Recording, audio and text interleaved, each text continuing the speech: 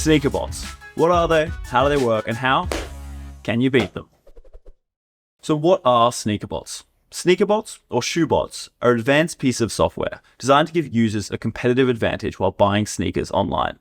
Bots do this with techniques like making lightning-fast purchases, creating fake accounts in bulk, and scraping price and inventory details from across the web. The sneaker world has a massive bot problem. In a recent high-profile sneaker drop we worked with, 97% of the 1.7 million shoppers trying to enter the sale were bots. Nike reports it receives around 12 billion with a B bot entries every single month. No wonder it's become so hard to get your hands on hype sneakers. You're not losing out to regular people. You're losing out to advanced software designed specifically to cop shoes. So how do sneaker bots work? The two key methods of attack bots use are speed and volume. Speed lets bots check out faster. Super speedy scalping bots refresh pages and click add to cart the second a product becomes available. These bots autofill information and execute purchases in a flash, snatching sneakers before you can even enter your email address. Volume, on the other hand, lets bots buy more inventory. Resellers use bots and proxies to generate hundreds or thousands of fake accounts that can buy products immediately. This volume advantage improves their chances during sneaker raffles and lets them get around the purchase limits companies usually put on high-demand products. With volume, max 2 sneakers per customer becomes max 2 sneakers per bot, which means with 1,000 bots, a reseller can snatch up 2,000 pairs of shoes. This dangerous combination of speed and volume gives bots a massive advantage during hype sales and drops. If shoppers were athletes, using a sneaker bot will be the equivalent of doping. So who's using bots and what do they want? Bots are sometimes used by real customers, desperate to get their hands on a pair of products for personal use. But more often than not, they're used by resellers looking to profit from a mismatch between supply and demand. Sneaker botting has evolved far beyond just a few individual resellers flipping products on eBay. It's become big business. The global sneaker resale market is valued at $10 billion.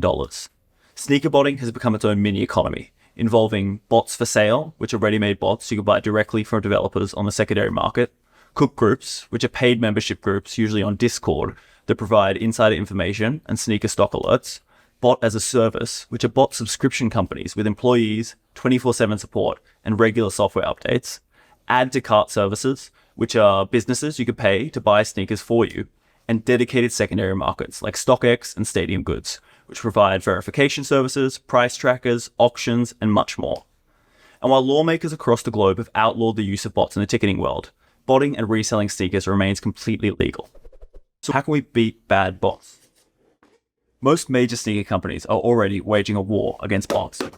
And a key strategy in this war is creating customer and brand relationships through membership and loyalty programs. These relationships help companies distinguish real customers from bots. They can see if 1,000 accounts are made the day before a raffle, or if one account is getting hundreds of shoes while others are taking an L. In recent drops by Nike, for example, the company only gave sale access to customers with long-standing accounts who'd entered many raffles but hadn't won. If you're a shopper, you should take advantage of these loyalty and membership programs. Make yourself known to sneaker brands. Show you're a committed customer, not a rotten reseller. And if you still feel these companies aren't doing enough, tell them. Make your voice heard. Use social media to apply pressure to motivate them to take a stronger stance against bots. This kind of pressure from customers drove anti-bot strategies like the one we just mentioned at Nike, as well as the implementation of fair sales mechanisms like virtual waiting rooms and invite-only sales at retailers like Walmart, Amazon, and Sony. If you're a retailer, you need to listen to these calls for fairness and ramp up bot mitigation efforts with tactics and tools like detailed traffic monitoring, post-sale audits, bot mitigation software, virtual waiting rooms, and exclusive invite-only sales for known, genuine users. Bad bots aren't just bad for customers. They don't only make sneaker drops unfair. They also break down trust and loyalty, drive up operational support and cloud computing costs, create faulty analytics for decision-making, and crash and slow down websites.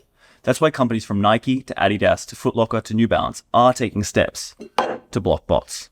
Because as these major retail players know, the fight against sneaker bots is a fight for your customers, your brand, and your bottom line. If you've enjoyed this video, check out the other videos in our Quick Questions with Qt series, or head to qt.com for more content like this.